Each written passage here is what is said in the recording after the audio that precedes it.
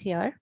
With due respect to Professor Parimal Vyas, Honorable Vice Chancellor Sir, and respected Dean Ma'am, Professor Anjali Karolia, for giving us due permissions and always supporting us to have webinars. I would like to welcome you all and Professor Meenakshi Mehan, Professor and Head, Department of Foods and Nutrition, and Professor Vanisha Nambiar, Webinar Director, as well as Professor at Department of Foods and Nutrition, MSU.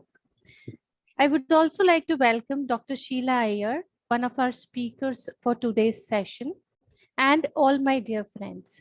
Hope to have an interactive learning session today.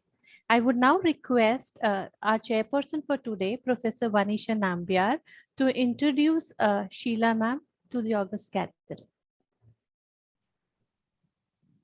Thank you, Vijeta. Will you be sharing the CV slide, please? Professor Sheila Iyer is a dear friend. Always, it's a pleasure to introduce her because she is a very, very dynamic neonatologist, currently the head of pediatrics in the SSD Hospital and Baroda Medical College, and very, very actively engaged in all researches. And she's also in charge of the blood bank, the milk bank in the SSD Hospital. So pleasure to have you, ma'am. Ma'am has over 31 years of experience, and her areas of interest are neonatology, nutrition, and growth and development. So very, very similar to what we are working on. And ma'am has over 15 scientific papers in state and national journals in her name, and has over 30 presentations too. So her research works including study of congenital malformation and Down syndrome in India, ARF, in the management of SAM, and also with these feasibility and applications of the WHO protocols and impact on mortality. So I am very, very honored to have such an eminent speaker and a very dear friend on board today. Today is the third day, and as you've seen in the papers, women are ruling the game of Olympics. The Indian hockey team has done us proud after 49 years.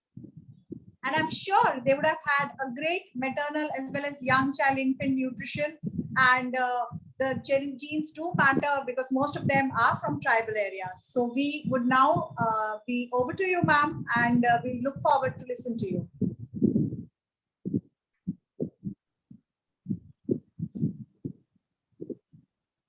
Good evening, and it's my pleasure also to be part of my alma mater, as well as currently also I also belong to one of the faculties of MSU, and going through this our one whole week long celebration of breastfeeding week, and one of them important one being this our international webinar series on protecting breastfeeding, a shared responsibility.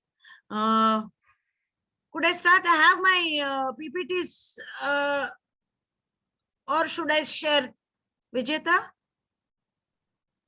Ma'am, are you sharing? Like, if you want to. Okay, let me just. Or otherwise, you because I didn't put it on the. Ma'am, you want me to share? Yeah, I think you start sharing. That would be faster. Okay, ma'am. Shruti is sharing. Yeah.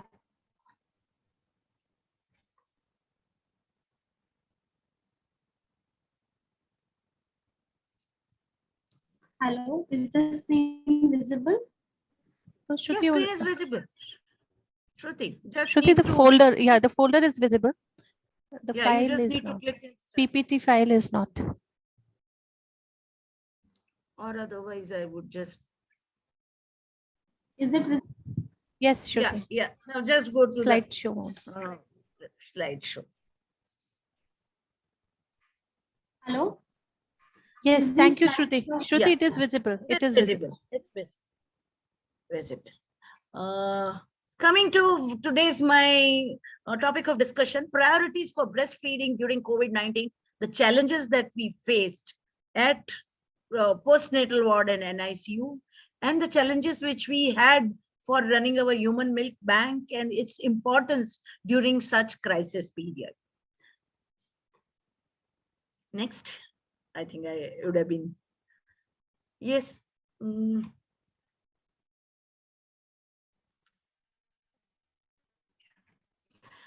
We all know that this year's our theme of breastfeeding week is a shared responsibility. Responsibility, many times it becomes its nuns.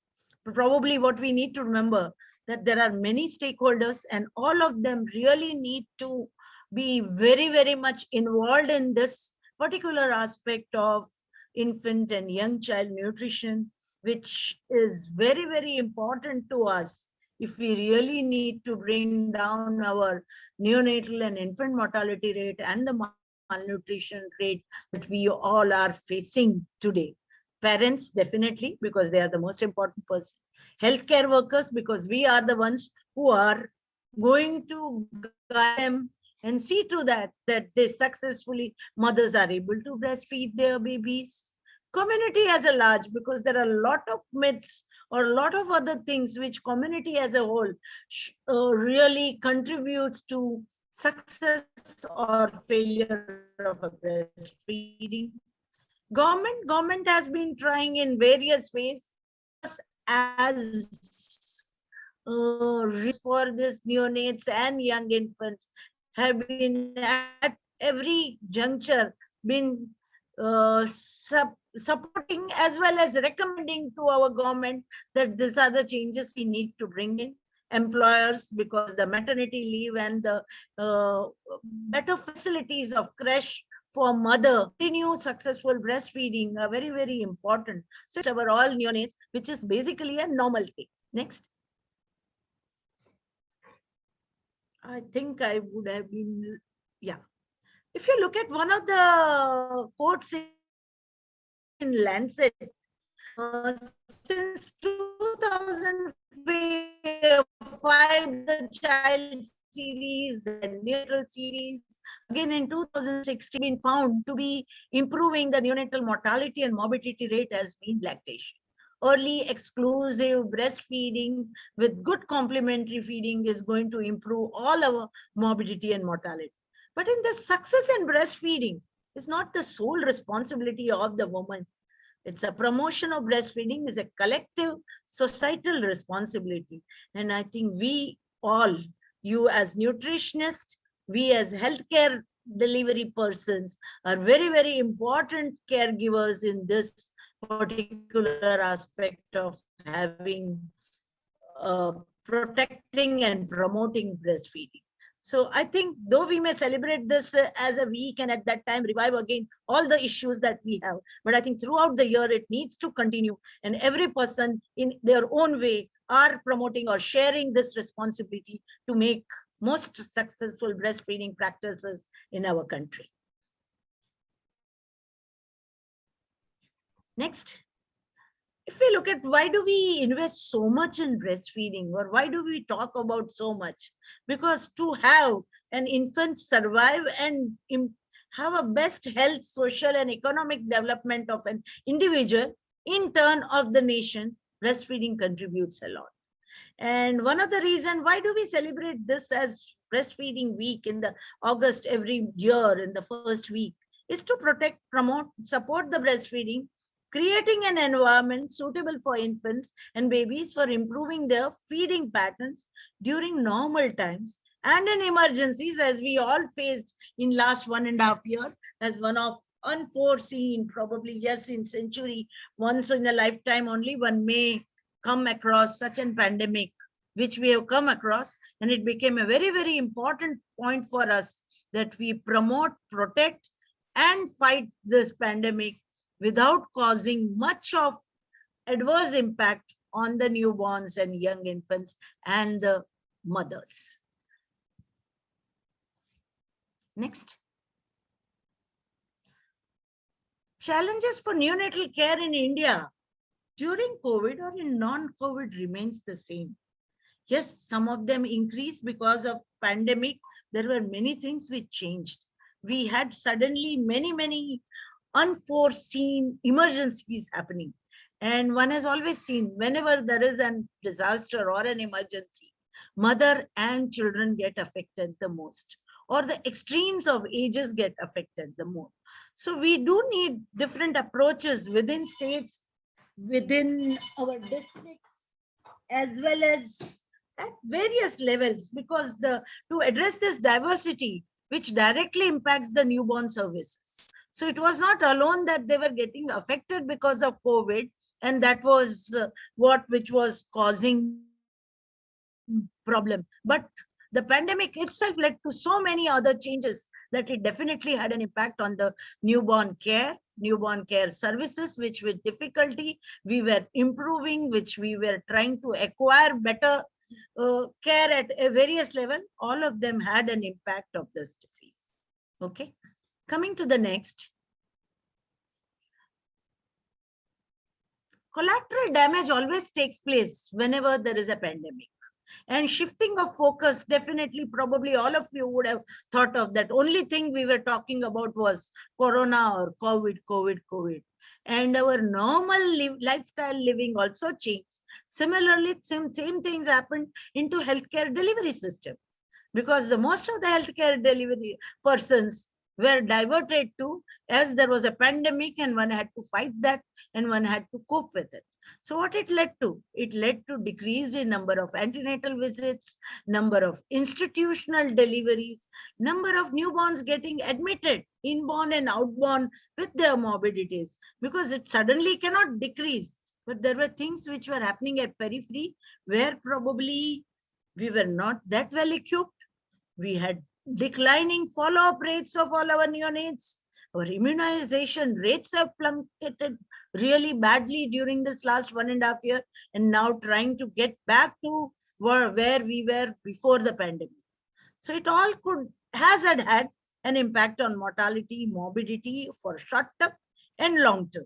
I would not go into the details of all the neonatal mortality and morbidity, but definitely indirect impact and effects have been there. And during this time, it was really a challenge which we had all to face, that how do we protect and promote breastfeeding. Coming to other incidences which were happening. Next.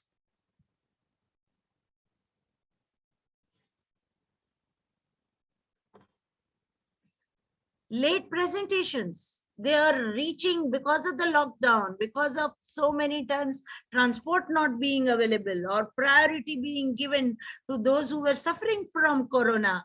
Many of our normal patients or our normal labors presented very late to us.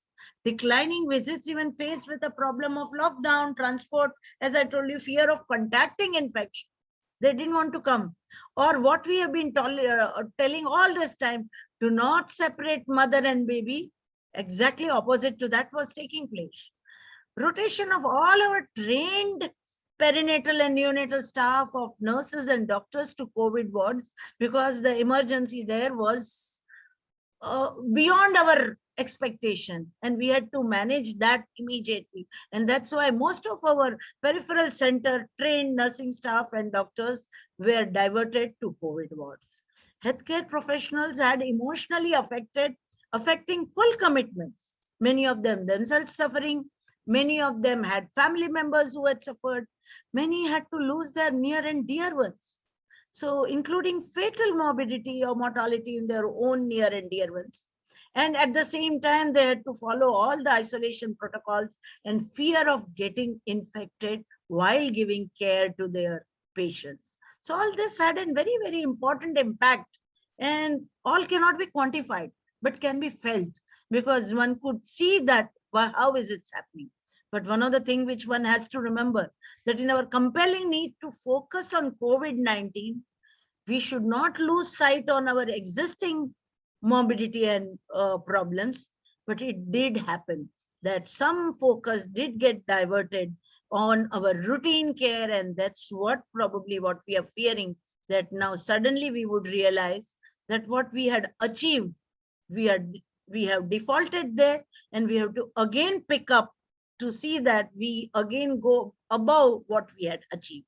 So definitely challenges were there. Challenges did have an impact, but probably at this juncture, we are somewhere in a plateau phase where we have overcome the wave 2 and anticipating a third wave. Hopefully it could be of less severity or could be more, but the lessons learned in first and second wave to be kept in mind, at the same time trying to see to that we get back to our routine practices well. Next.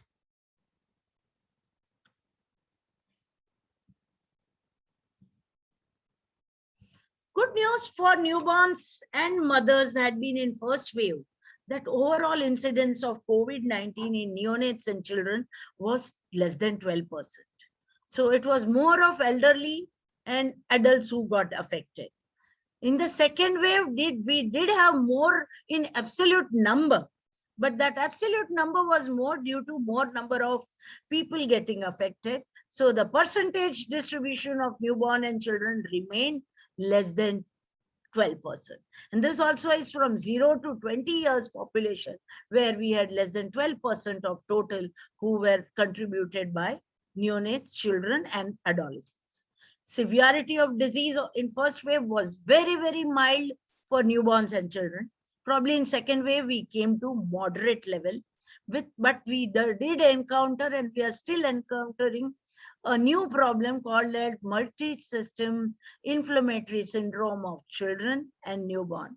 Though the incidence is not very high, but that has been taking a toll on our differential diagnosis and management. And many times the newborns have been confusing us with their normal morbidities. So it's definitely, there has been a changing curve. And in third wave, as predicted by epidemiologists, we might have more children being affected. So at that time, we'll have to take more care, as well as our perinatal and neonatal routine care will have to be still more strengthened, so that we don't see more newborns or others being affected. At the same time, we continue with our practices, which definitely are supportive care and is routinely required as a part and parcel of essential newborn care. Coming to what has been happening overall globally. Next.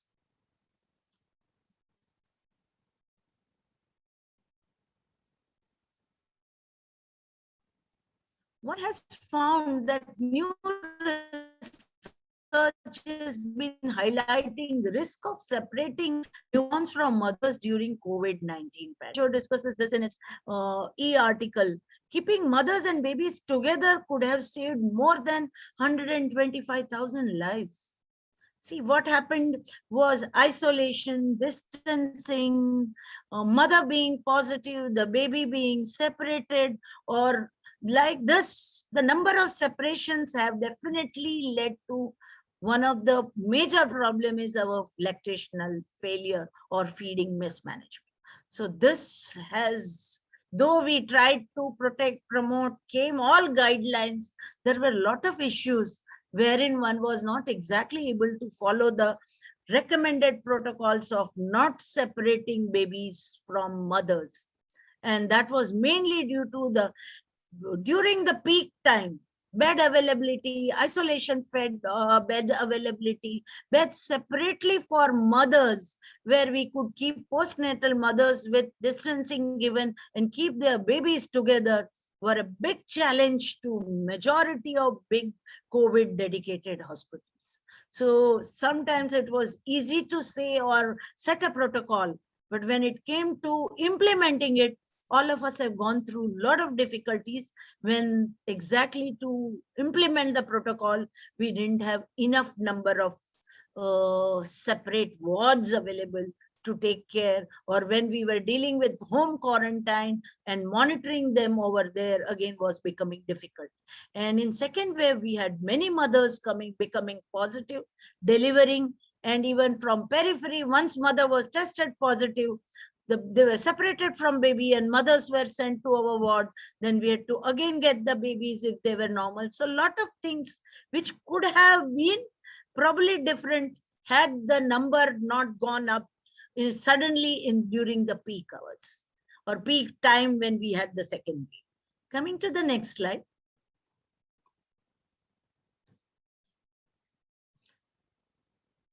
Next, probably. As I told you, many countries, it was not only with us. COVID-19 infections were confirmed or suspected. Newborns were being routinely separated from their mothers, putting them at higher risk of death and lifelong health complication, as we had a lot of them difficulty, all of them getting supplementary feeds through non-human milk, through formula, through animal milk. So all this has led to so many of the other problems which we are now going to see. So one of the lessons which we'll have to learn from second wave, that if at all, which we all hope doesn't come, is the third wave, that how can we minimize this separation of mothers and babies? Because that was the biggest challenge. If you ask what was the challenge in COVID 1 and 2 wave, 1 we could manage because numbers were manageable. 2 we could not manage because numbers were beyond the healthcare facility to tackle them. And that's what it has added. It was not intentional, or it was not that the protocols were not in place, but at times when bed availability or with all separation protocol and keeping the babies there, keeping another relative for helping a post-Caesar mother, or getting a healthcare worker to be there in those post-Caesarean section ward to help the mothers and babies in feeding, were really a big challenge. And at times we were feeling that we were not coping up with this. What we preached, we could not practically implement. Such situation did arrive. And that is one lesson we have all learned, that how would we do this again if there is something like this comes up as a third wave. Next.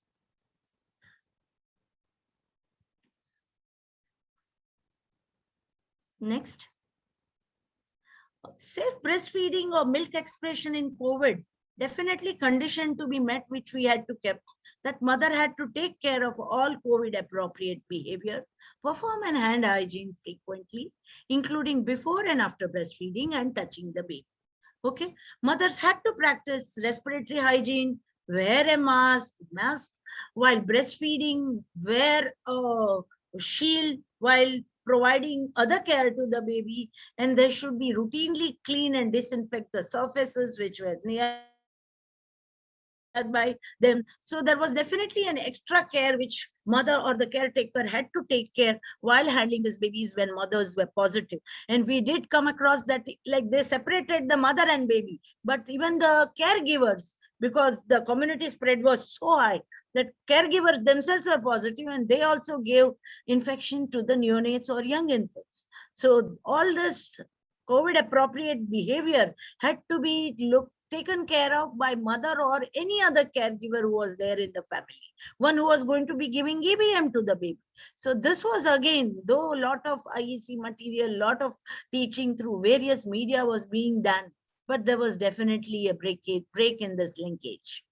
And ABM could be fed without pasteurization, and which was being practiced. So it was not that whatever babies got from breast milk was protective antibodies, and which was proven in most of the studies. So there was no contraindication to giving EBM to a baby who was morbid, or who was sick, or who was suffering from COVID, or who was normal but just required a low birth weight care or a prematurity care. The collection of transport of EBM to the baby had to be done very carefully to avoid contamination. This was again a big challenge, because who would transport from a postnatal ward where a mother was admitted, mother was on oxygen, or mother was on BiPAP, and there had to be another caregiver who could make her comfortably set up, use a pump, get her EBM, and then transport it to baby wherever. Was baby in well care area, or baby was in an NICU with some morbidity. So sometimes it's said easily that give EBM, but collecting from the same mother's breast, that is mother's own milk, and transporting it to the baby, because they were not very much in nearby areas, because we had to have separate wards. And again, this was a major challenge which we faced, and that's why we said we did err. I should be frank enough in accepting it that we could not achieve 100% TBM in such situation. Yes, we were blessed with having a human milk bank wherein we could get pasteurized donor human milk. But what we would have liked to give mother's own milk, many times the feasibility became a biggest challenge that we faced. Next.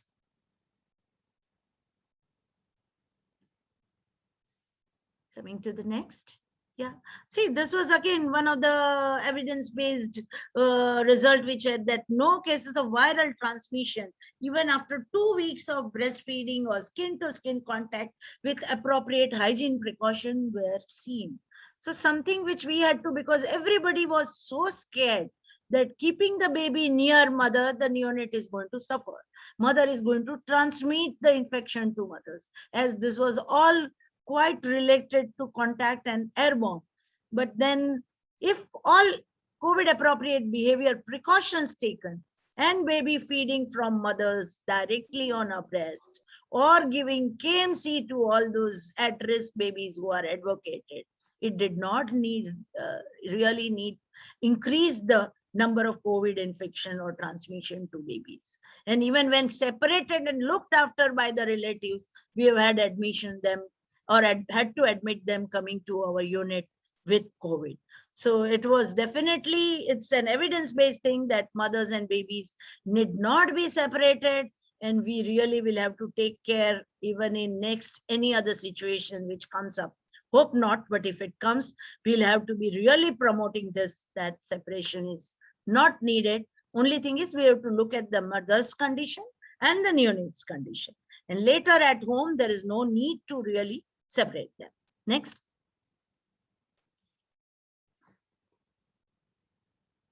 We had a protocol of categorizing them, whether they were COVID suspect, COVID positive, they were less than 34 weeks, more than 34 weeks, because their weight band, because this helped us whether the baby can be left with mother looking after in a postnatal COVID ward with some support from the healthcare person like nurses or other COVID assistants that we had kept. And accordingly, we had to prioritize them. Where would we keep them? Next.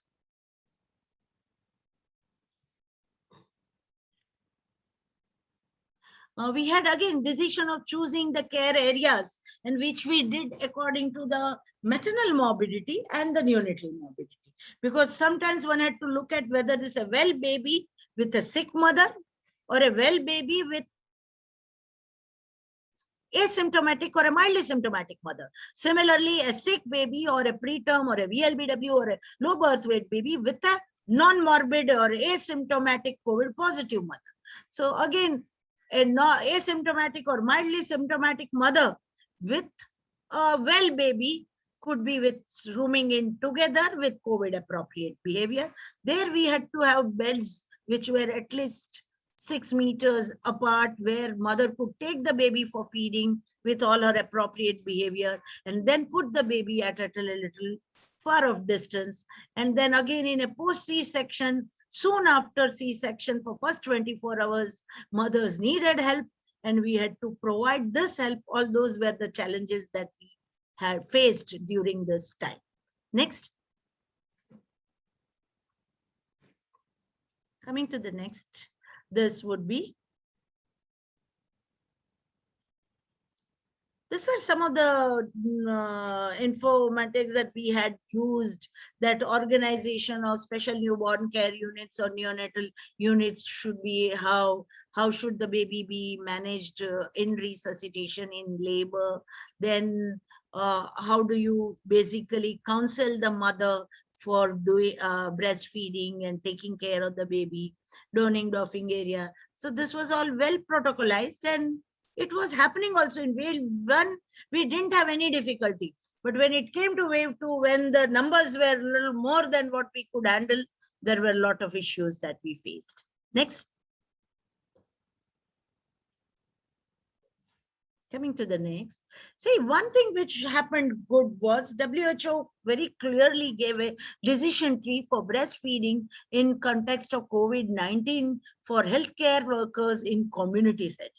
Okay, so because most of the time what happens, the one who reached hospital or needed to be delivered or who were diagnosed as COVID were more from urban area. In second wave, yes, we did get from periphery or peripheral area, but still there were a lot of mothers who were actually suffering significantly, delivered at periphery, and they had to be taken care by our healthcare workers. And we had to see to that we don't pass on a message that in this era of COVID, you're going to separate the mother and baby or keep the feeding protocol separate for a mother with COVID positive, but not really having any morbid symptoms to be admitted at hospital. They were all at home quarantine or in home area. Their breastfeeding had to continue as it was going on earlier. Next.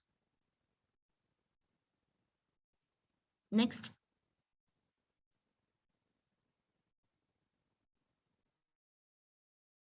Suspected or a confirmed case of COVID-19. First is if she is no, as I told you, support mother to breastfeed. Do not separate mother and baby. I think this one thing one has to remember very, very clearly. Yes, somebody has asked a question whether is it safe to continue breastfeeding after receiving a COVID-19 vaccine? Yes, it is safe to continue feeding a baby after receiving COVID-19 vaccine. And now we have the initial phase, we all had doubts what to do about, or initially the lactating mothers and pregnant mothers were not given vaccine. Now the recommendations are very clear that even a pregnant mother after first trimester and a lactating mother can receive vaccine, and breastfeeding is not contraindicated after vaccine. Okay, so the mothers had to advise that mother, which we had to give is only her hand hygiene and having proper COVID appropriate behavior. Next. If mother was a confirmed case of COVID-19, if the question was, answer was yes. Coming to the next slide, mother is well enough is next question that I would ask, because in COVID also it's 5 to 10% only who were having COVID were moderately or severely symptomatic. Rest 80 to 90% were very, very mildly symptomatic like any other viral infection. So if mother was well enough to breastfeed, she should wear a medical mask, wear a shield. She has to have a proper respiratory hygiene like sneezing, coughing into tissues, or she has to turn her face. Then when she touches this, she has to wash her hands or use sanitizers, and she could breastfeed the baby. So breast does not need to be washed or no sanitizer to be used on breast and nipple. Okay, just simple regular bathing was what was to be advised, and no more alcohol based sanitizers to be used on nipple or on breast. Okay, so again, support mother to breastfeed. On every slide I have tried to put this one sentence is, it's very easy to say support mother to breastfeed.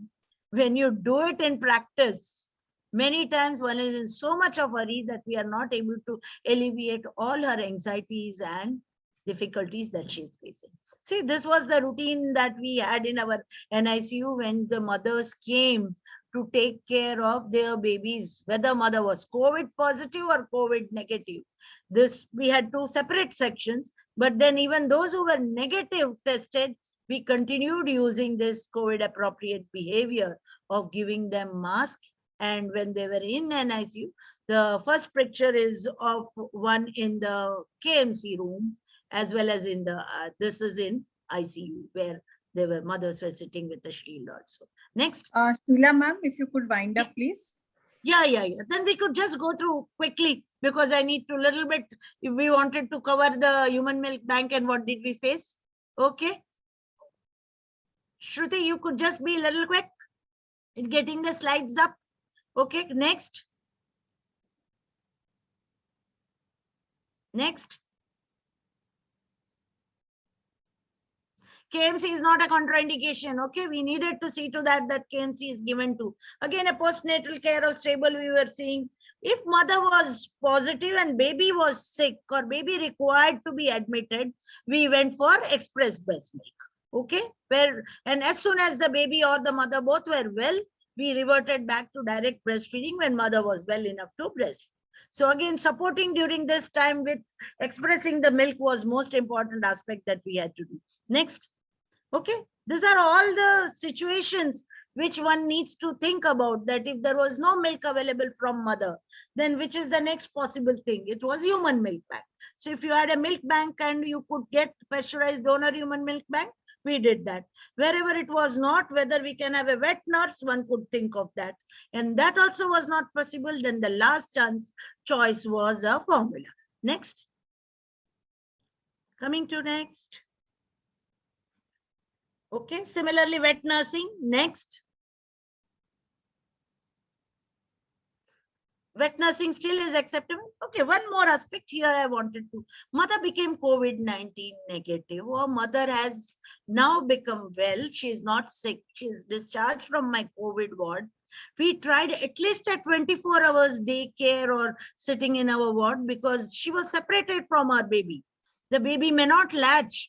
A very, very important aspect in successful breastfeeding is latching, position, attachment, and the mother knows how to do it. If she's confident, then only she can breastfeed well. So many times, as far as possible, we tried to use, even if the baby was separated and not with mother because of the mother's morbidity, or mother was well and baby was morbid and was separated, at the end we tried to see to that they get a good counseling session to take this, and so that at home, and we did have video conferencing with them after going home, and in many said whether they are successfully breastfeeding or not, because we had to use alternative methods when they could not come for follow.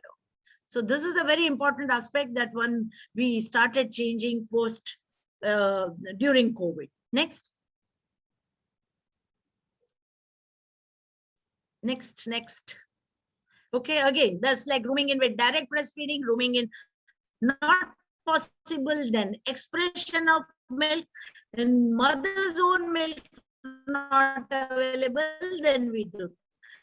All this had to continue, like KMC, family participation of visitors, we had to restrict because that helped us spread. Counseling and communication were the most important part. Probably when there was peak, this did suffer as we would have routinely wanted. Next. So the key message is vertical transmission of COVID from mother to baby for viral infection was not very, very common, rare, but we do see multi-inflammatory syndrome of multi-system inflammatory syndrome in newborns also. They've been challenging us a lot.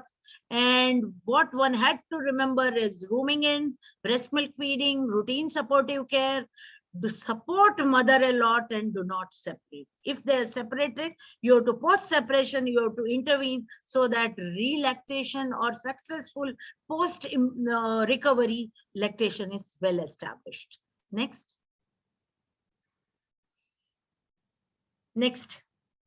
Okay.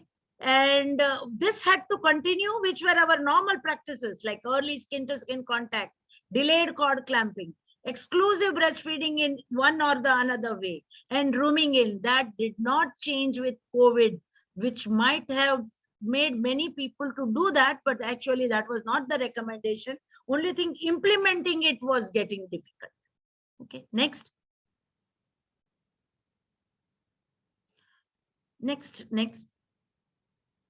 Okay, our experience at Human Milk Bank, if I'm really summing up, what I would say is that it's been now more than 2 years that we have successfully been running our bank.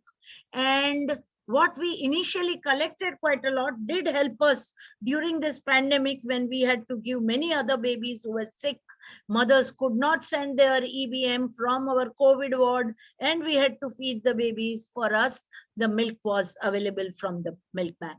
Probably talking about how to run, how do we do, we could have another talk during this time because it would again really take it much longer. Just keep going slides one after another, Shruti, so that I can end. Now, last few slides are there. Okay, why do we need Human Milk Bank is what I was going to tell you about. Next.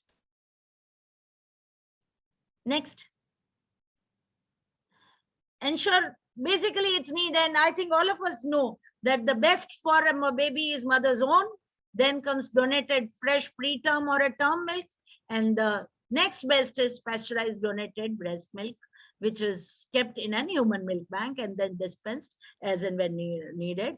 Preterm formula and ordinary formula are the last one to be preferred, and direct animal milk would be the worst of the lot if we had to use any milk for a newborn baby or a sick newborn baby also. Next. Next. Next. Okay, next. Basically, what we don't call them as human milk bank, what we call them as a comprehensive lactation management center, because a lot of things take place. It's not only like that you donated milk and kept there in the blood bank, because there are a lot of other things which are integrated with it, of counseling, supporting mothers, managing their feeding, managing them through the phase when their babies are very sick. So all this part also gets done in an CLMC. Next. Concept of wet nursing existed in from a mythological age.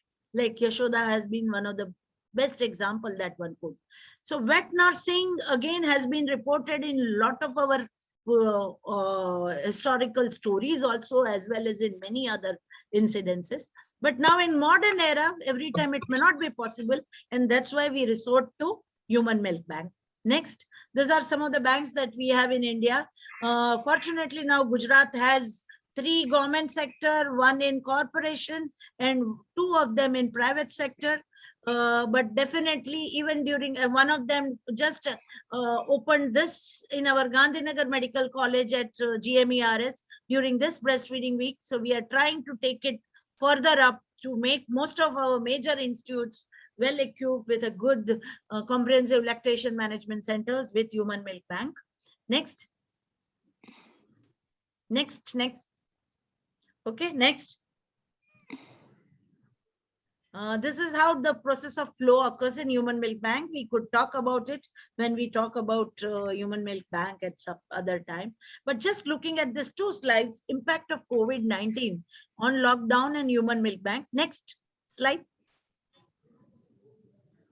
What happened is, with the first lockdown itself, my collection, which had reached more than a liter per day, started declining. Number of mothers coming down, early discharge, many of them themselves being COVID positive, everything started having an impact, and we started having less input and more outflow. Only thing what helped us was our earlier storage when we had a lot of collection.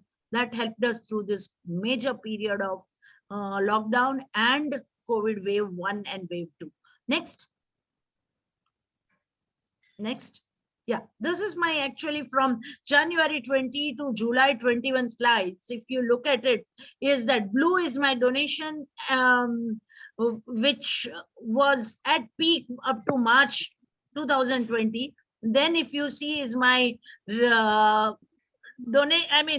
recipients started increasing, means number of babies whom I had to give human milk from my bank started increasing, and now also it's still at an increased level, but now we are trying to increase our donation more and more as it's getting normalized, and number of mothers being positive are less, so my more donor mothers are being available to us. Next. Next. Okay, next. These are some of the counseling sessions we had to have even during COVID session with ERA, because otherwise none of them were coming up even for donation. And those who had to accept also, we had to really counsel them that it's not going to harm your baby, because they were worried about what would be mother's status. If the mother is COVID positive, and I think there was one question which came up, is yes, she could use breast pump, and that has to be sterilized in a steam sterilizer later, and she could continue pumping. Okay. And discharge and follow-up for our newborn practices were same. Only thing, number of visits we had to decrease. Now we are getting back again to regular follow-up visits of all these high-risk babies as well as normal babies, so that their immunization is put onto track again, and we have better feeding practices, better growth charts, growth monitoring of these babies. Next. Okay. Thank you. And we want all our babies to be healthy like this and telling us thumbs up that because we gave them exclusively breastfeeding for 6 months, then good IYCF practices, and we do not have any of the babies going into SAM and MAM. If we could achieve that, that would be one of the biggest achievements which we would have achieved as far as infant and young child nutrition is concerned. Thank you. Thank you, Sheila ma'am, for the stimulating presentation. And yes, sure, we would like to listen more from you. As you said, there are many more topics on which we would love to hear you. Thank you, ma'am. Ma'am, we'll be taking up the questions at the end. Okay. I now request Professor Vanisha Nambiar to introduce our next speaker for today. Dr. Beenal Shah is not present due to an emergency, and we have Dr. Archana Dwivedi, who's agreed to speak today on her behalf. Thank you, Archana ma'am. I would request Vanisha ma'am to introduce Dr. Archana Dwivedi. Archana ma'am, if you want, you can share your slides. Thank you so much, the Professor Sheila Iyer ma'am, for informing us about the scenario during COVID-19 and how amidst this scenario, you have tried your best to breastfeed the baby, to give exclusive breast milk to the babies. And doctors, of course, have been, the doctors and the caregivers have risked their lives and have fought for the health and nutrition during the pandemic. So a huge round of applause to you and your team in SSG Hospital. And with this, let me introduce our next speaker, Dr. Archana Dwivedi. So first of all, thank you so much, ma'am, for agreeing to talk in place of Dr. Beenal at such a short notice. So Dr. Archana Dwivedi, just like Dr. Beenal Shah, is another very, very dynamic consultant OBGY, and she's with the Sterling Hospital, Vadodara. She is the president of VMS from 2019 to 20, and immediate past president of MSV Vadodara. She's also the president of BOGS 21. And as you know, that this World Breastfeeding Week is in collaboration with the World Breastfeeding Week Alliance. And we have alliance with BOGS, IAP, Vadodara chapter, and the pediatrics, gynec, and the PSM department of all 4 Baroda colleges, medical colleges of Baroda.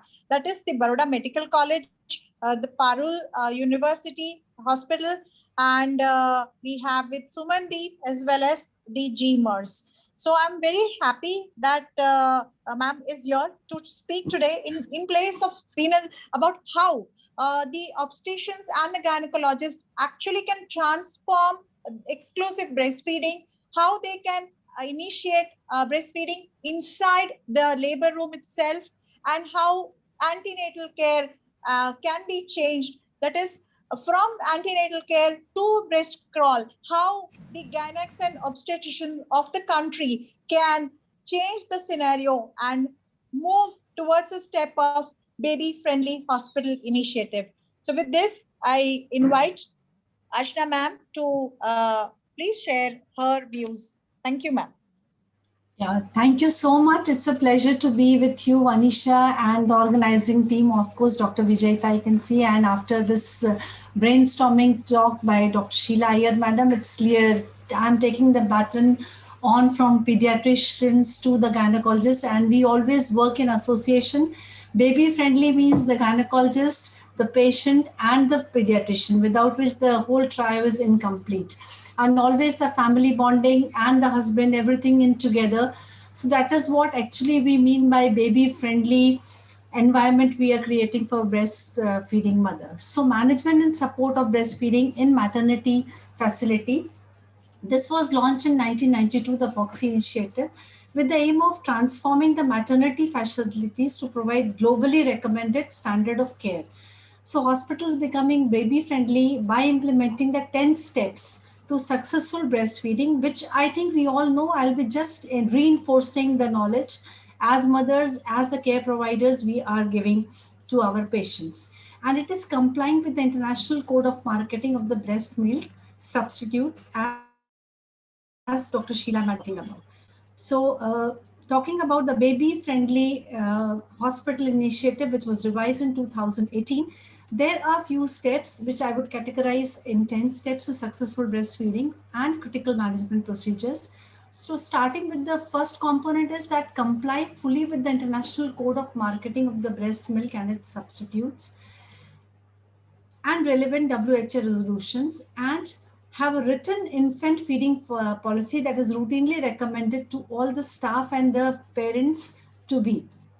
Why I'm saying, because this counseling has to start even before the lady actually conceives, gives a live birth, and to establish an ongoing monitoring and data management system. This is very important because we have to document, we have to keep the data, and we have to ensure that staff has got sufficient knowledge, competence, and skill to support the breastfeeding mother. That is known as actually empowerment of the staff. And how can we do that? We do it by regular counseling sessions, and we train the nursing staffs. As a gynecologist, we go to the various nursing training centers, and in-house we have a concept of lactation counselor course also, which is being very now people are opting for it and becoming a lactational consultants.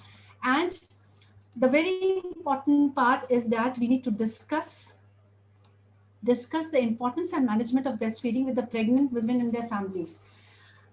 Please start this counseling in the antenatal period. Don't wait for her to give birth and then you start, because there are so much of emotional, physical trauma which is happening to the lady. So it has to be prepared. So preparedness of breastfeeding and the correct technique of breastfeeding is very important. And this, I would say, that should start within, say, after the 6 month of the gestation. And correction of the inverted nipples, and the family should always be told and involved in the matters of lactation, and their support is very important, which needs to be counseled priorly. Facilitate immediate and uninterrupted skin to skin contact and support mothers breastfeeding as soon as possible after the birth. This is known as early initiation. Here, I feel as an obstetrician, we play the major role, and nursing staff has to be trained accordingly. Now the concept is that as soon as you deliver the baby, pick it up and put it on the mother's chest in the labor room or during the cesarean delivery when she's into the spinal anesthesia, regional anesthesia, except for the patients who require general anesthesia in certain conditions. Most of this thing, you can see that the baby crawls towards the breast, itself finds the breast and starts sucking it eventually. So this is a very beautiful site I have seen many times, and many of our pediatrician friends would have visited this beautiful site. Kangaroo care, especially for the premature deliveries and low birth weight babies. We all know the kangaroos carry their kids in the pouch. And as the concept of kangaroo mother care, which was given by Dr. Sheila ma'am also, immediately and I would like to reinforce here that not only the mother, the father should also be taught about the kangaroo mother care, because taking the baby, giving its warmth to the baby has seen the natural healing process is expedited and a better outcome is being received. So support mothers to initiate and maintain the breastfeeding and manage the common difficulties, like there is nipple crack, there is a pain in the postpartum period, there is like sometimes there is fail to lactate, there is some types of myths which I'll be discussing in the later slide. There's inadequate lactation, sometimes there's engorgement, too much of lactation. So there we need to support them. There is retracted or sore nipples. So this is the time when they need to be supported and taught properly how to go ahead. For that, we have got nipple shields, we have got breast pumps. There are other manuals, hot fermentation is there, which is going to relieve them with all these problems. So proper nursing care and adequate attention to the problems which they are facing, giving a listening ear would help the mother to lactate in a better way. And very important point is that do not provide breastfed newborns any food or fluids other than the breast milk unless it is medically indicated. Like sometimes it may be indicated to give the top feeds, the formula feeds. Exclusive breastfeeding is what we should target. Emphasize the importance of colostrum. Many of our remote areas, they keep the mothers separate, they keep the babies separate, that after 2 to 3 days days, then you start the breastfeeding, ganda milk hai usko nikal jane do. All these things are very bad myth, because the colostrum is the actually immunity imparting substances which is secreted by the breast in first 4 days, which is very, very important for the baby as far as immunity and prevention of childhood obesity is concerned. Henceforth, decreasing the morbidity and disease process in the later adulthood also, this is a very important point, that colostrum should always be given. And adequacy of milk, breast milk is it is a complete food. You actually do not need to supplement anyhow. So enable the mother and the infant to remain together. Keep her open, let the baby feel the warmth, smell the mother. And this should be started as early, like rumen in 24 hours. Don't delay that process, because it is very easy to form that bond. And support the mothers to recognize and respond to their infant's need and cues for the feeding each and every time, because the demand feed is what we are looking towards.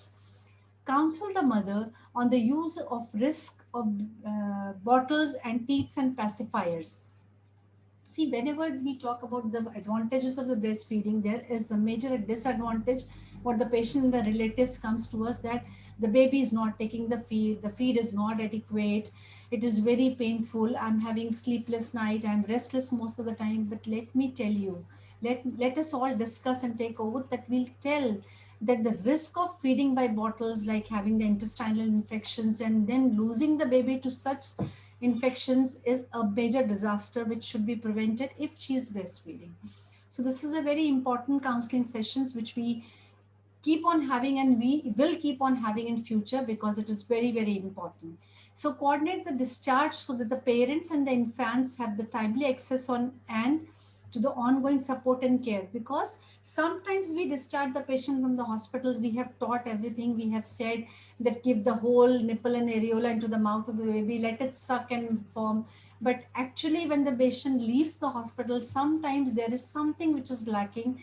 So we have the problems of failed breastfeeding. So it is very, very important that the patient goes home knowing the things in a better way. In the preterm or small for date, mother's milk, if it is not available, this 11th step which madam had talked very nicely about, that the milk banking can be a useful thing. So when I try to summarize what are the key recommended maternal nutrition interventions in antenatal period, or according to the WHO or MOHFW guidelines, we should always give her a proper nutrition guidelines, counsel her on healthy eating and physical activity. In the undernourished population, nutrition education on improving energy, especially the protein intake, is very much important to reduce the risk of low birth weight.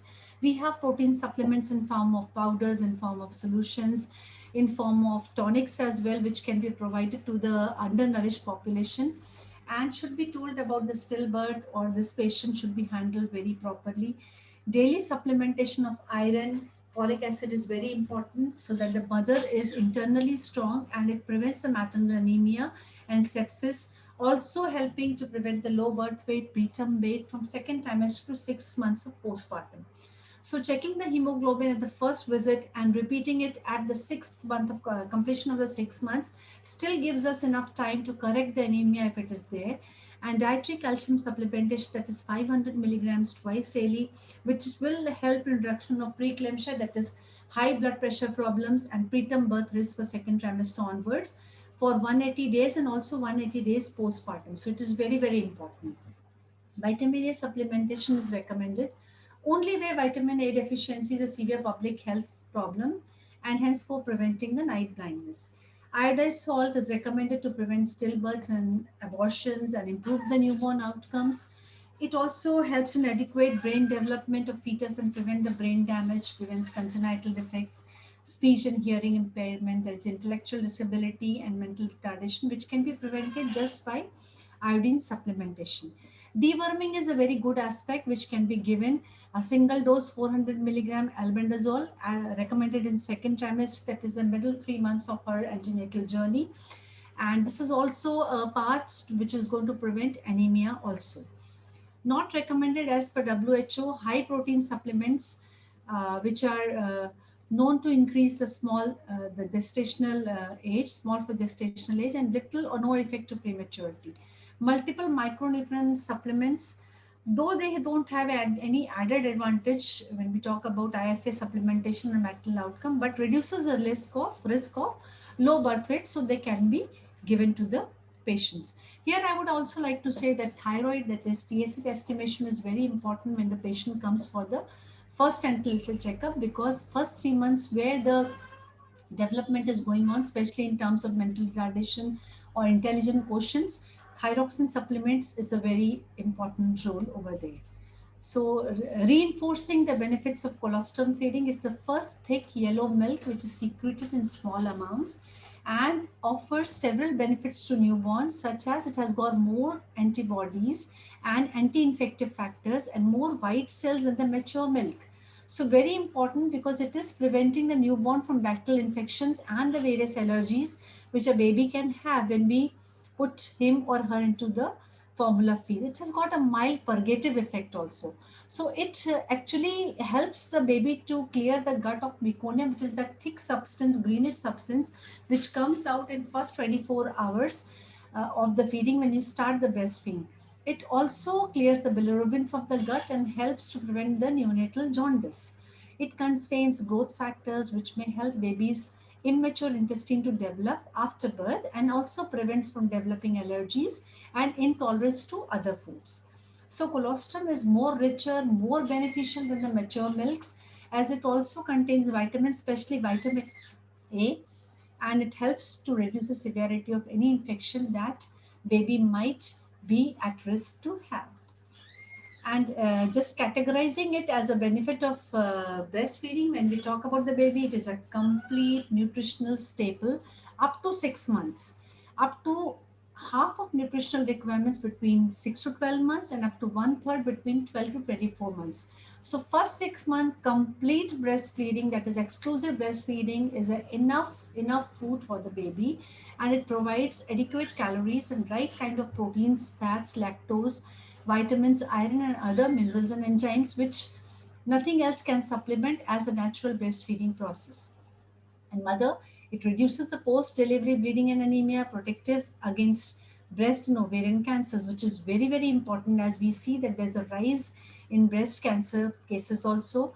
So recommendation on early and exclusive breastfeeding: infants 6 months till 6 months, it should be breastfed immediately after birth.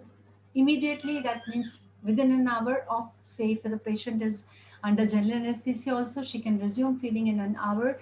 Immediate skin to skin contact, that's put the baby on the mother, let them have the feel of each other and develop that bonding. This is going to create milking itself.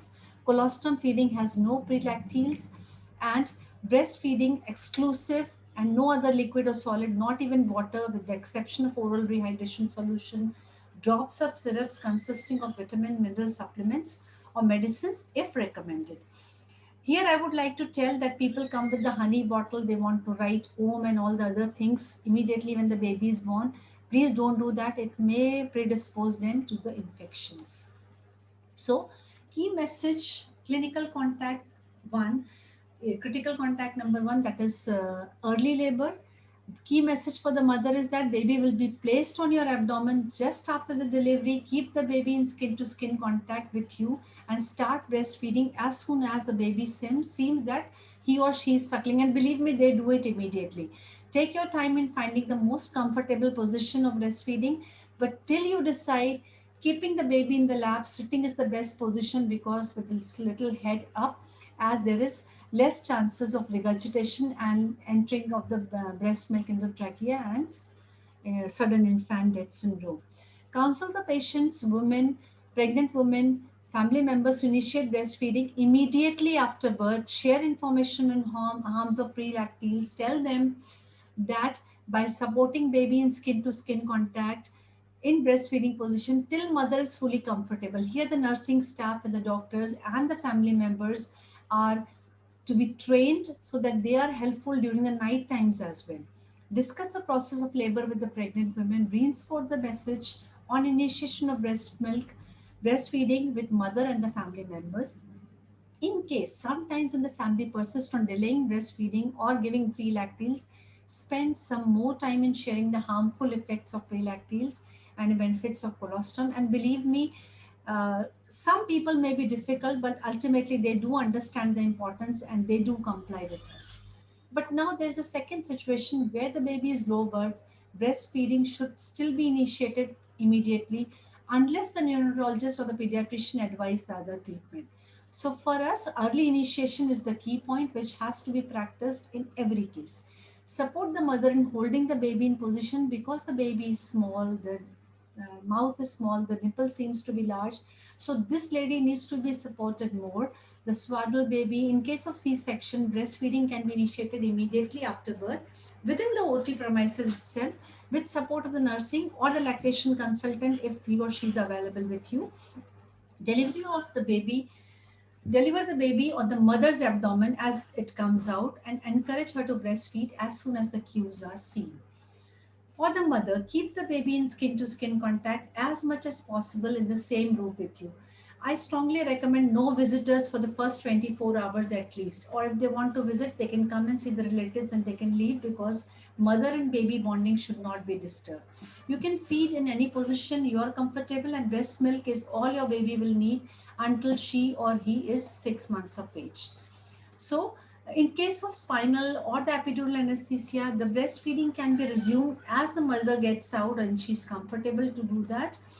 But sometimes when we give the general anesthesia, this lady will need support and may be given sometimes like 4 to 6 hours after she comes out of the anesthesia. Most normal weight in the healthy babies can wait for first feed for this time. This is also an important thing.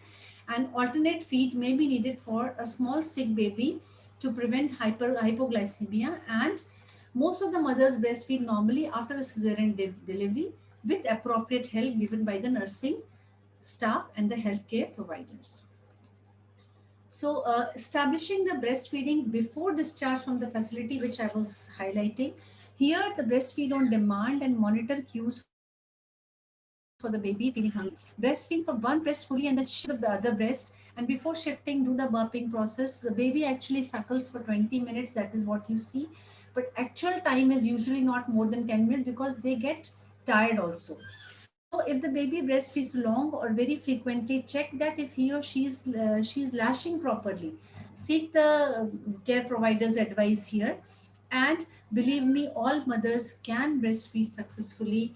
So observing session is very important, which is a checklist. Encourage mother to continue breastfeeding on demand. Explain the cues that indicate baby is hungry before crying begins. Report any sign of breastfeeding difficulty to the gynecologist immediately.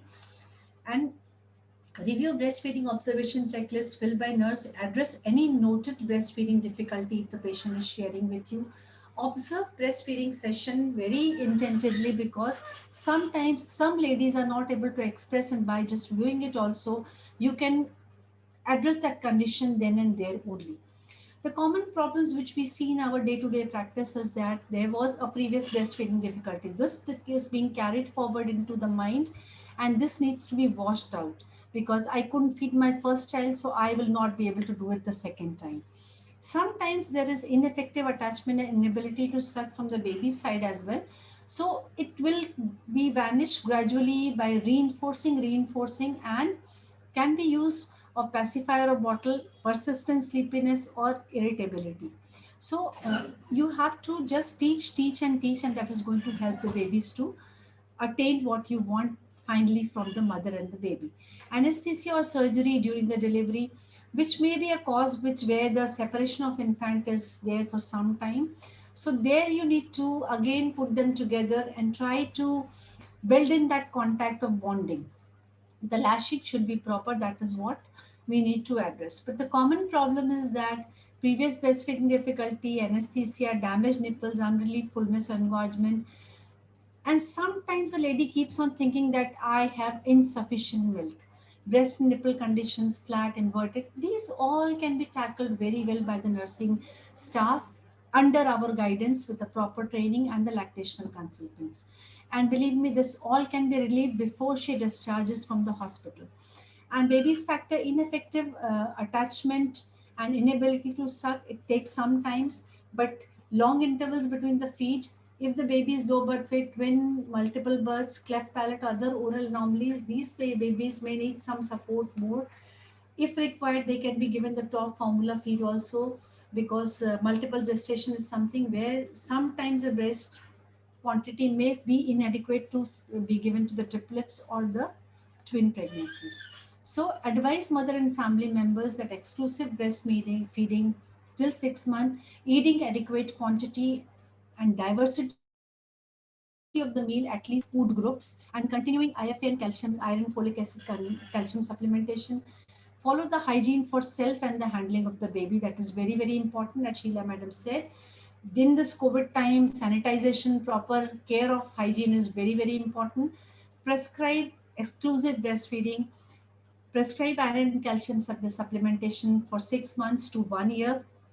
Advice on diet, rest is very important, hygiene is very important, and also the family planning counseling is very, very important, because lactational amenorrhea method that 6 months now no longer stands very true. So after 3 months only, I call the patient for the counseling itself, give them the contraception basket, they can choose it wisely, though progesterone only pills are a very good option in the post delivery period. Include handout on postnatal health and then breastfeeding with discharge sheet. Inform follow-up visit dates clearly so that the patient knows when she has to come back. And those mothers who are having difficulty in the breastfeeding are likely to be away from the baby for a longer duration should be advised to make every possible effort on breastfeed. They should be taught techniques for expressing the breast milk. They can also freeze it, thaw it, and reuse it. So that is a very important point for the working mothers specifically. So to just summarize the highlights of the IMS, the Amendment Act 2003, after 1992, prohibits advertisements even on the electronic audio and video transmission of infant milk substitutes, feeding bottles, and infant foods to ensure that no impression is given that feeding of these products are equivalent to or better than breastfeeding. So nothing is better. It prohibits promotion of infant formula. It prohibits free samples of infant milk substitutes, feeding bottles, foods, and gifts to the women, mothers, and infants of members of the family. Even contacting any pregnant woman by manufacturers is prohibited. Prohibits donation of free or subsidized supply of infant milk substitutes, feeding and infant food educational material. This act prescribes that all labels of infant milk substitutes, feeding bottles, and infants' food must say in English and local language that mother's milk is best for your baby. So this act is laying down very clear guidelines on every educational material and advertisements, whether audio, visual, dealing with prenatal and postnatal care or with infant feeding, and invites the display of posters which display baby milk and food at healthcare facilities, hospitals, care centers, pharmacy, and chemists. And it prohibits person from giving direct or indirect financial inducement to health worker for promotion of infant milk substitutes, feeding bottles, or infant foods, including funding of seminar, meetings, conferences, etc. It bans providing any commissions to salespersons or employees linked to the sales of these products. So this is a very important support, I would say, which is going to go a longer way. So as a healthcare providers, you can become a breastfeeding champion by strongly recommending and promoting breastfeeding as safest, healthiest, and most nourishing methods of feeding to every new and expectant mother and the family, supporting the early initiation of breastfeeding within the first hour of birth, and providing counseling to support exclusive breastfeeding for the first 6 months of life. Advise use of express milk or support from lactation management counselor expert in case mother faces any difficulty, but without consulting, please do not promote this. Provide proper guidelines how IMS for infants only based on WHO guidelines on accepted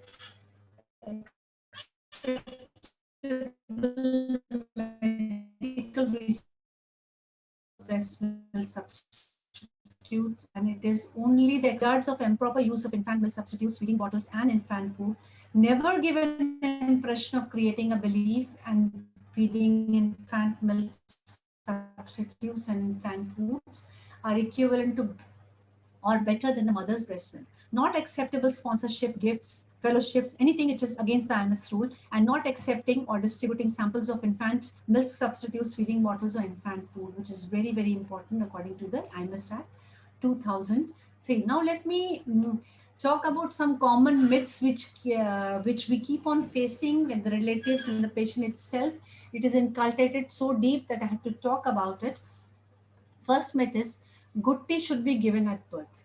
The fact says that good tea, that is honey, jaggery, sugar, anything, has got no scientific basis. It actually is unscientific. It suppresses the hunger, inhibits the sucking reflex, resulting in decreased production of milk production from all, and above all, the infection, as I told you. So not recommended. Myth 2 is that breast milk is not enough during the first few days after birth. No, it is not a fact, because colostrum, as I already highlighted, is the best milk. It's a complete formula feed for the baby, and it's very important that no other feed is giving at that time, so that it does not interfere with the proper immunization process which is going to take in the baby's body. Prelactal feeds are necessary, as breast milk will not come immediately after birth. No, no, no, no, no. It is absolute myth, because giving prelactals actually increases risk of illness such as diarrhea and other infections such as allergies.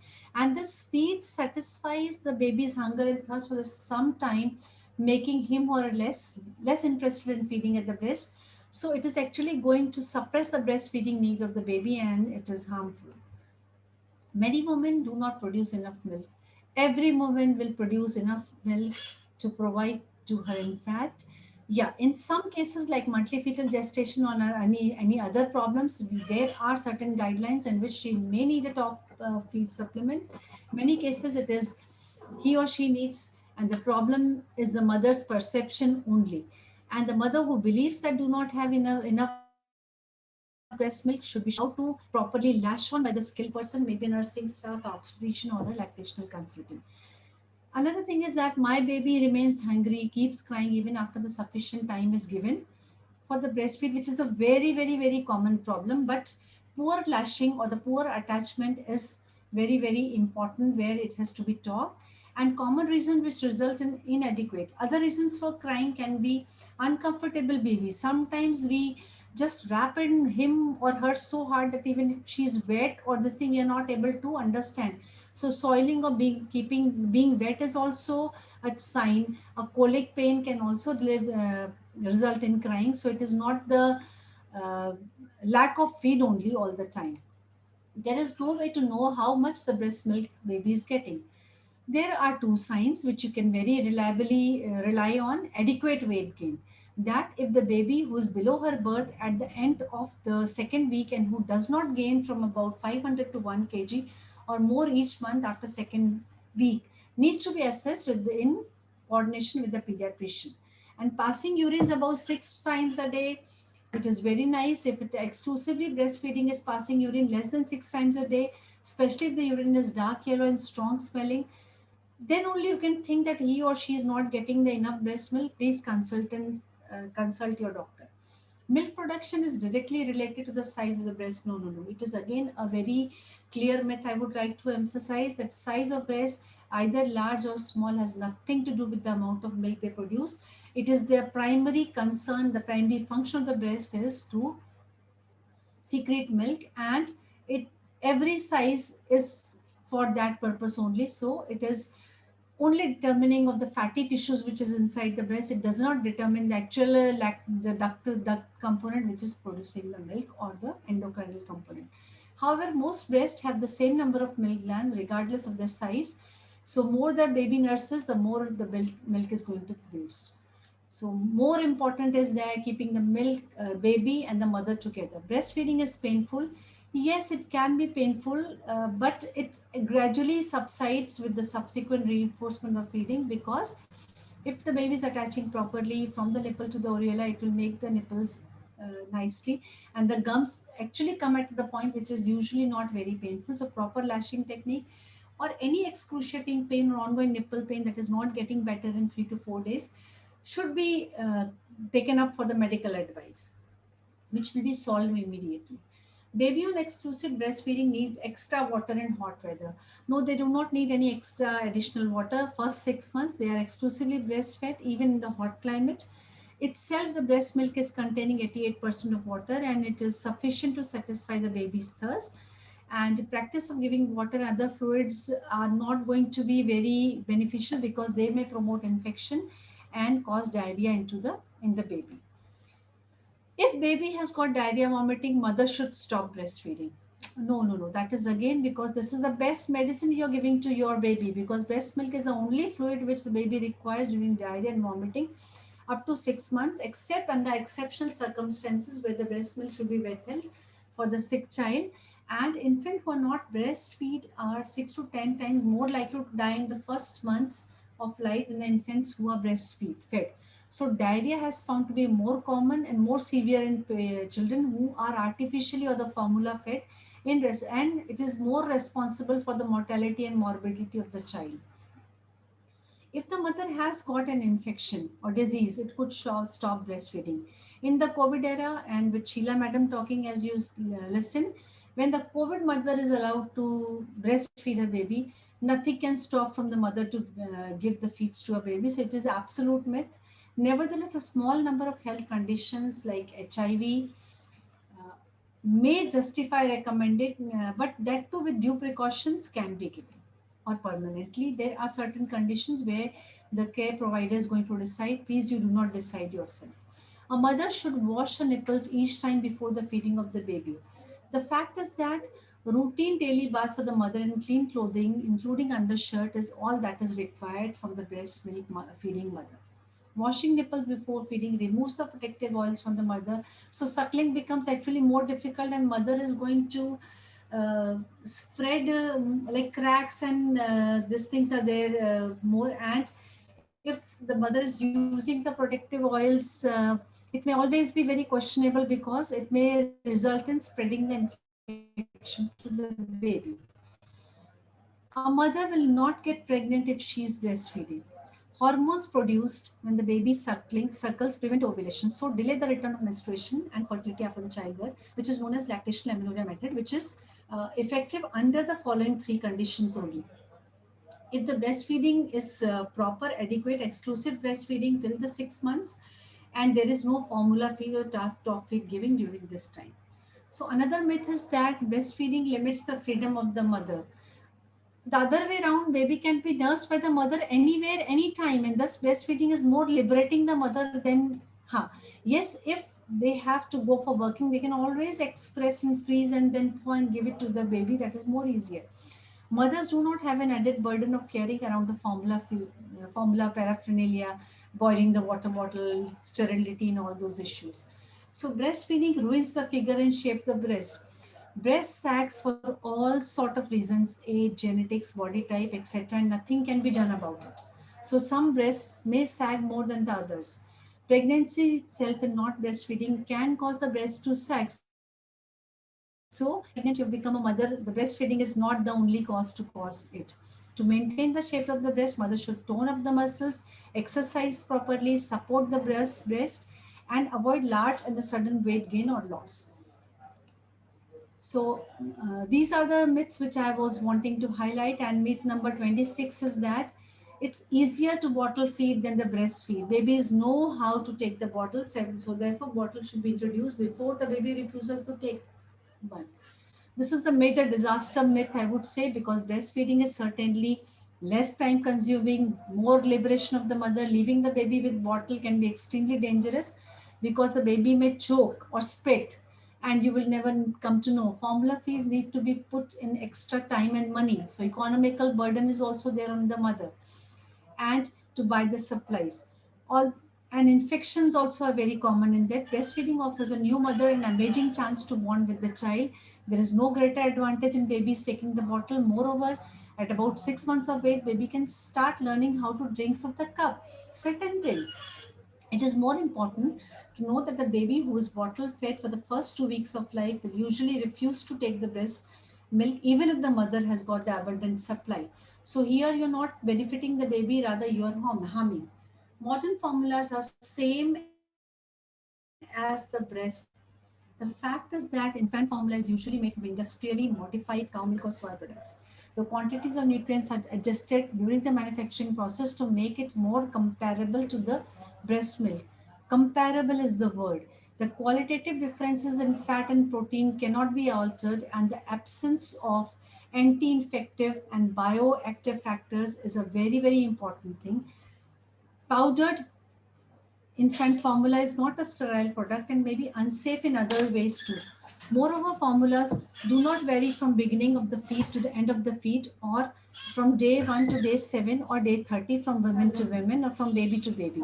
Whereas breast milk is made as required to suit the baby, whereas formulas are made to suit every baby, and thus as a Foxian or the Breast Committee 2020, this week is celebrated from 1st to 7th. And this is what we promote, that breastfeeding is the best feed of the elixir of the life, which is going to be the best thing you are offering for your baby. So don't hesitate to give that, because this is the best thing you are giving to your baby.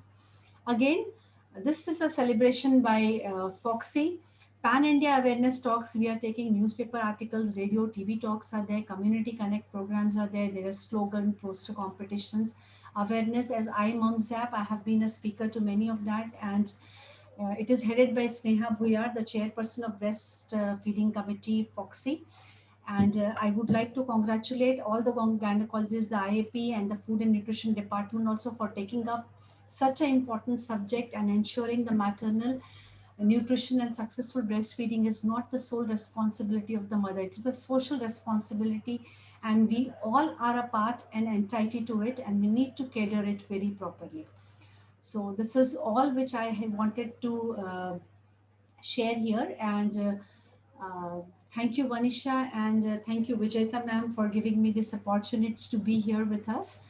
I think if Beenal would be free, I would like her to join for the question answer session, because primarily she was speaker.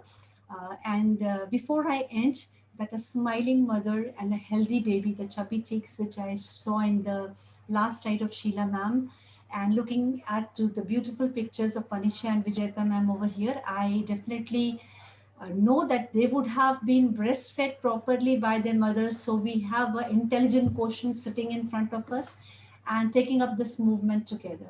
So breastfeeding is the only thing which is required, nothing else. This is the slogan I would like to give on this platform. Thank you for having me here. Thank you so much.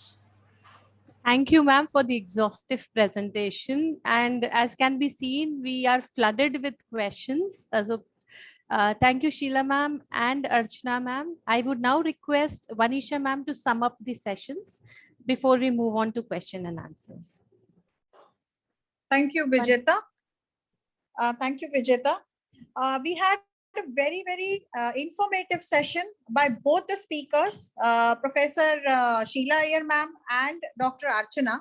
I'll start with Dr. Archana because that's fresh, it's just fresh in my mind. She spoke about the 10 steps of successful breastfeeding and about the baby-friendly hospital initiative. And actually, our own studies have shown that in Vadodara city, there is a problem of early initiation, especially in the private sector.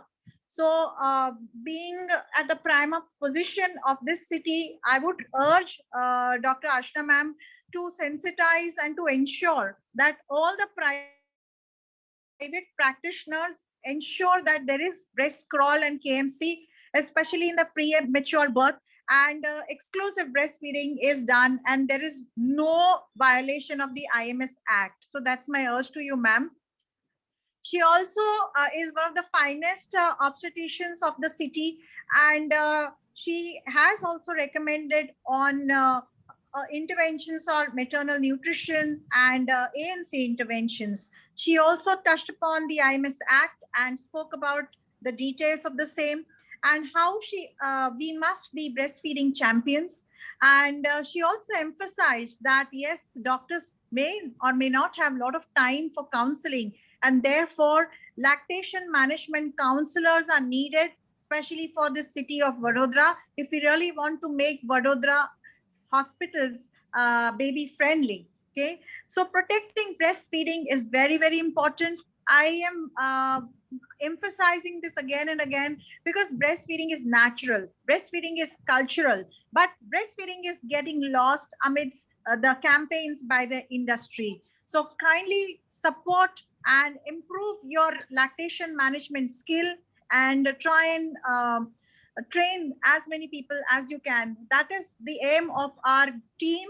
And I'm reading a lot of words of appreciation. So I'm really glad that people are enjoying this. She also spoke on the myths and facts about breastfeeding. So thank you, Archana ma'am. Professor Sheila Iyer ma'am spoke about how breastfeeding is a shared responsibility. And she also spoke about the challenges of breastfeeding amidst the COVID-19 pandemic, and how they overcome this and try to do exclusive breastfeeding of the infants. And that was possible because Sheila ma'am also has the human milk bank with her, which was a boon for the baby, and express breast milk was possible and given to the COVID positive mothers. Of course, there was challenges in transportation from one ward to the other, but however, these challenges were successfully dealt with. So I now hand over the platform back to our moderator, Dr. Vijayta. And once again, my hearty thanks to both the speakers for giving us very, very informative lectures on the topics that were given to them. Thank you, Thank you. Vanisha ma'am, for summarizing the session. Yes, Archana ma'am, you can. Yeah, I have requested Dr. Beenal is free from the OT. She'll be joining in 5 minutes. Till then, I'm here with you. And thank you, Vanisha, for the kind words. Sheila ma'am, we can take up a question by one of the participants. They've asked us to elaborate on relactation parameters. Relactation definitely is a very challenging process. See, the situation could be if you are looking at like a mother who was very sick, separate, initially had some secretions, but naturally then continuous expression and other things didn't take place. And now mother is fit, baby is also ready for discharge. We don't want the baby to go on formula at the same time give a trial of relactation. So the period could be that for almost 3 weeks or 4 weeks, very minimal secretion. Very common with either a sick mother who needed to stay in ICU or something and the baby was well. In such cases, if there is a gap of 3 to 4 weeks, successful relactation has been documented. But one thing very, very clearly one has to remember, you have to have perseverance, lot of counseling. It's not that you try on first day, you put the baby on breast and your relactation starts. A good counseling session, a good confidence building in the mother and the person who is going to be trying relactation. Both of them need to be really, really patient. First and foremost thing, if the baby is healthy, is not a small low birth weight who doesn't suck very well or does not have any morbidity. First and foremost, the baby being close to mother. Mother and baby are roomed in together. More number of KMC or continuous contact. She has to positively think about the baby, and the baby starts sucking on mother's breast with a nipple which is conducive. Kind of, you don't have flat or retracted, because otherwise that also takes time. You have to deal with those things. And baby starts suckling. One more thing, this baby is used to receiving with a katori and spoon, and hopefully not with a bottle, because the sucking on mother's breast and sucking on bottle's nipple are totally different. And many times one who gets used to bottle nipple, because there they just have to squeeze, here they have to suckle, actually pull and suck together. So if baby was just given palade or katori spoon feeding and baby starts latching, sucking, mother thinks very positively about the baby, and her emotional this would start in the secretion. We could use all our traditional galactogogues which are used in our diet with satavari and extra calorie, protein.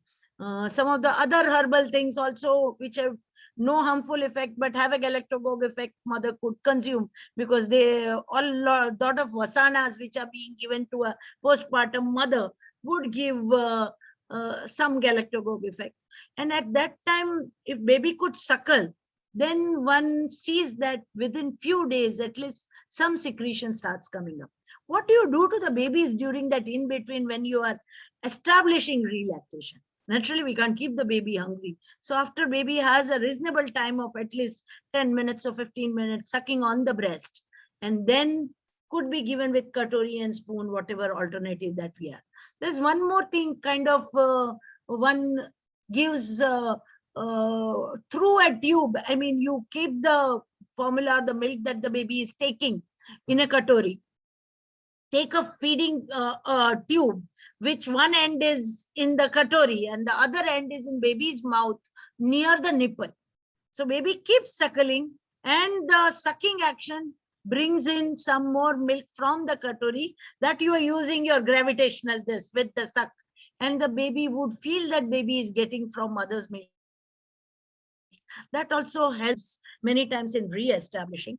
What one has seen that it could take from few days to couple of weeks to re-establish. Maximum what they've seen, what reported some of our Indian studies with small numbers. See, relactation studies which get published are not large in number, because usually, like one of them which came from Mahatma Gandhi Institute of 8 mothers being tried. They found that minimum was 22 days when they could totally put the baby back on mother's milk. And their average maximum was 29 days. And maximum, the difference, like for 4 weeks, they did not see much of lactation and still they tried, then it was. So people have even documented, anecdotal reports are also there, that an adopting mother also starts secreting. Grandmothers have also fed. So you can't decide that 4 weeks of no secretion and now I cannot try relactation. But there's a young infant, more the younger the baby, more chances. Probably 4 weeks, 6 weeks, 8 weeks, 3 months. Those are the cases. But then perseverance and really patience, both would be required. Because which is the problem? Normally by 3-4 days, nothing done. Both the lactation consultant and the patient both give up on relactation. So kind of counseling, the confidence building in the mother whom you are trying relactation, and the will that the mother has, yes, I will be able to do. Those kind of factors also play a major role. So you can't say step 1, step 2, step 3, step 4, but it is all together you try and build up the confidence. One may be very well able to succeed in getting there. Thank you, ma'am. Ma'am, actually, you've answered another question on galactogogues also. Thank you for that. Another question says, are there any chances of a failed breast crawl? And in that scenario, what should we do? See, breast crawl, when we are talking about in a full-term normal baby who has no problem, because who is active, alert. Neurologically also, a baby when gets born, the first 30 minutes to 60 minutes is the most active neurologically. After that goes off to sleep. These are all physiological evidence-based with EEG and other things documented. So if I'm dealing with a baby who comes out crying vigorously, the baby whom we are expecting, the breast crawl not happening is not a problem, unless until maybe it was a C-section with general anesthesia and baby got a little depressed, or some medication to mother which placentally got transferred to baby and baby was depressed. If I'm dealing with a baby who's depressed, or baby is hypoxic due to the obstetric cause or neonatal cause, I don't expect, because there immediately we need to do neonatal resuscitation, and after that we need to see whether the baby is active, alert or not. A baby having respiratory distress soon after birth, or a baby who is a preterm, less than 34 weeks gestation, I might not see the breast crawl the way I am expecting it to happen in a term normal active baby. So there could be reasons which are medical that I would not put the baby for breast crawl, and or a baby who's lethargic due to whatever reason may not show me, because to show that crawl has to be neurologically active. Yeah, I Thank you, agree ma'am. with Sheila ma'am that most of the time if we are giving the regional anesthesia and believe me, I have done a cesarean where the baby itself crawls out from the abdomen itself. You don't push. I have stopped pushing and madam has assisted. I've been grateful that she has with me in so many deliveries. So we never do that kalla and push. The baby comes out itself, and if you give him the part to crawl up, it does crawl in a healthy babies. Yes, sometimes we do have to give a general anesthesia for a want of mother condition. There only the baby is little lethargic. Otherwise, maximum time it does happen. And if it fails, don't bother. We are there to take care of it in the post-op period. Thank you, ma'am. Even if the baby does not crawl, but we can put the baby on the mother's nipple and make the baby suckle, because cesarean one problem occurs. Sometimes the area available to put for crawl, because lower abdomen is under surgeon's this. So we directly put the baby on mother's chest because that area is available. While in a normal baby, we could, from the abdomen, the baby could crawl to the breast. Thank you, ma'am. Ma'am, one of the questions like I received on WhatsApp, it says like most of the times in C-section deliveries, the common reason that is given for top feed is that the child might get hypoglycemia or dehydration. So that is the case where many a times top feed is given. So how do you think it can be taken care of in terms of our health care professionals? Because researchers do show that if proper care is taken, we can initiate breastfeeding with the help of healthcare professionals. So what do you think, like are our healthcare professionals trained enough, or do we need to do something for that? Yeah, Vijeta ji, let me take this because Sheila madam is there, and I would like to compliment that SSD is the best NICU which we are running in Baroda Center itself, and nursing staff training is a regular process which has become a part of our facility training, and all over India we are doing like Foxy initiatives are there, Manyata Prapt hospitals are there, and I am also associated with Jepaigo and the Jeevan Dhara facilities as a part of Safe Motherhood Committee. So let me assure you, since this is my second year with the Safe Motherhood Committee, which is headed by Foxy and Dr. Piti Kumar is there, and we are training so many nursing staffs, and we are also taking the test pre and post also, and they are really becoming more and more aware. And second thing is that Baroda also is having a lactational consultant, which is one of the very great achievements which we are having. So these are the developments which are in like couple of years, and I think it is going to go a way ahead only. We are not going to take the back seat on that. Thank you, Sheila, ma'am. would you And like to in the say same something? question, yeah. Yes, Yeah, Sheila, I ma'am. would answer it. See, it's not all. See, if the cesarean section has been done for a large baby with infant of diabetic mother, where I need to monitor the sugars at 30 minutes, at 2 hours, 4 hours. So is most vulnerable to become hypoglycemic. So directly sucking on the baby, we cannot take a chance, because pathologically there is a chance that the baby could become hypoglycemic. But it doesn't hold true for, okay, maybe another baby who's born IUGR or who's born very low birth weight or is at 1.8 kg, born to a PIH mother with severe growth restriction and all, then such babies are vulnerable to hypoglycemia. So probably the pediatrician or a neonatologist attending to such a baby, we do have problem is many times the private setups cannot keep the baby and get the baby monitored every 2 hourly for such issues, and hence they get separated. But other than a non-morbid baby or a non-indicated for anything, a healthy C-section, a mother who has successfully breastfed her first child also should have no reason to be supplemented. Primary, sometimes it's the antenatal counseling and a supportive staff, because mother is sedated post-surgery. She has a catheter, she can't sit up. So the baby has to be put on mother's breast and somebody has to hold. So we should be able to train the relative who stays with mother, and the support of nursing staff can definitely successfully establish early breastfeeding. So separation has to be in a rare medical reason that you put. Yeah, thank you, ma'am. Actually, this question was a long one, and it also stated in case of the child being absolutely normal and the mother being conscious, uh, our staff should be trained to initiate, because these people must have faced some cases, maybe in private settings. So that is why this question came up.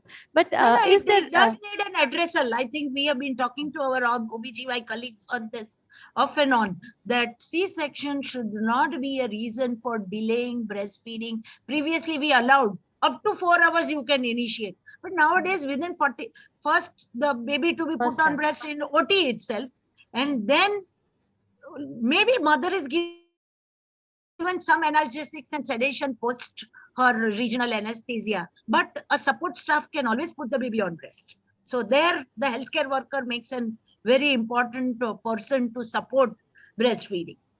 Yes, ma'am. Yes, Thank you, ma'am. truly, as we are practicing, madam, that we are providing a nursing staff who's training the family member also and helping, because initial 4 to 6 hours, say maybe 24 hours, this lady will require the nursing care to hold the baby to latch on, because she will not be able to do herself.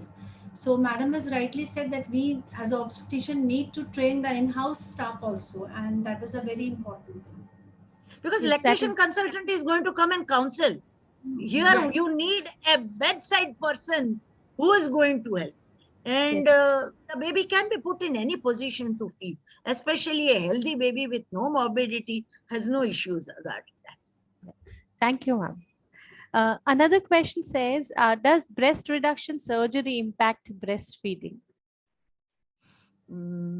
Yeah, Not that. I- Because I- size of the breast actually doesn't really matter. Yes, Archana can answer.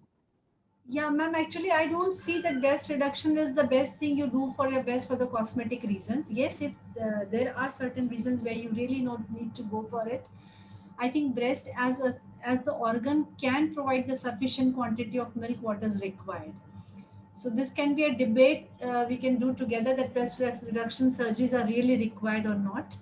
So I would restrict it to the plastic surgeons, not myself, but regarding the production of milk, every breast was designed to satisfy the need of their baby, and it will be able to do that. Thank you, ma'am. Another question says, what happens to the milk once the mother stops breastfeeding? Okay, usually what happens is mother can continue. See, now 2 years and beyond also, there are anecdotal reports where even a 4-year-old, 6-year-old, I mean, mother, they've been feeding and something might be coming. But as child grows older, number of feeds start decreasing. Slowly, the amount of secretion coming from mother starts decreasing. So I haven't seen any time a 1.5-year-old child's mother coming that she needs to stop her secretions.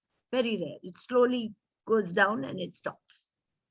It's here. Issue comes up when a young infant dies and mother has been secreting so well that where we need agents to suppress lactation. Thank you, ma'am. One last question I would take up. How the clot formation in breast can affect breastfeeding, and this participant with clot meant the fat and other fiber clot.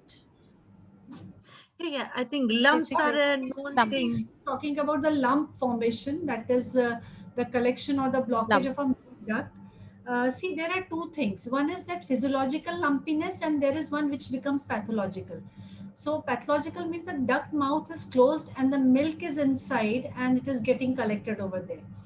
Sometimes there are some lumpiness, and once you just, there's a movement from like outside to inside.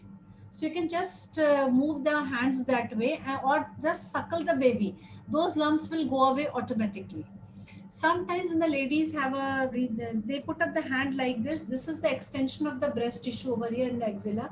So sometimes there's a lump which forms over here. Once you just do it like this, it also goes away. But the pathological lump, that is the galactocele which I'm talking about, where the milk is felt into the cavity and is not able to come out because of the duct blockage. Here we need to, the first instant that the lady is confused, she should immediately go to the consultant obstetric gynecologist so that they can make out whether it is physiological or it is a real galactosing.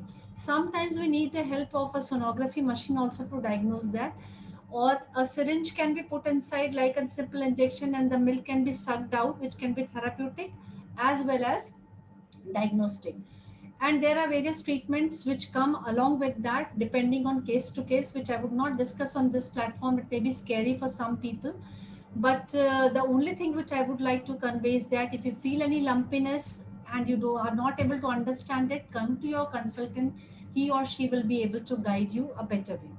There are sometimes small lumps which is known as fibroadenoma. They persist even before you are pregnant and maybe you have not noticed it that time. And there are certain pathological lumps also which can be there, which you will not be able to understand yourself, so your consultant will be able to guide you how to proceed about it. So I think clots, she or he means the clumpiness or the lump which is being felt, and nowadays with the better modalities it can be treated very nicely. Don't take the antibiotics, don't go to the Google, we are there to help you. Thank you, ma'am. I would now request Meenakshi Mehan ma'am to address the speakers and share her point of view.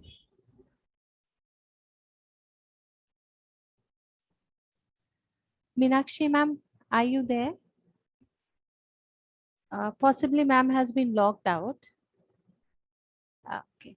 So this brings us to the end of the session. Vanisha ma'am, would you like to add to this? Yes, of course.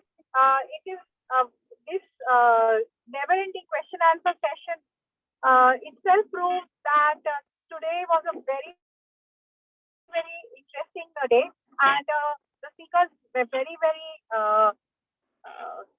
passionate about the subject, which is very dear to my heart.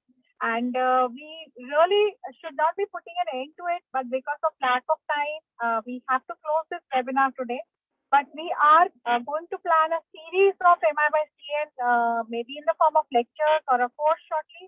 So those who are with us, do follow us on our Facebook page and YouTube channel, and we'll be updating you. So once again, my heartiest thanks to the both speakers and to Vijayta for moderating the session so well, and to all the participants, and to my other two course coordinators, Shruti Kantawala and Mansi Divanji. So I have a wonderful team, and I really thank them for working so well for this webinar series. So thank you so much, Vijayta. Over to you. Yeah. Thank you to all of you, and we'll meet again tomorrow in the evening for day 4 sessions. Thank you, Sheila ma'am. Thank you, Archana ma'am. And thank you, Vanisha ma'am.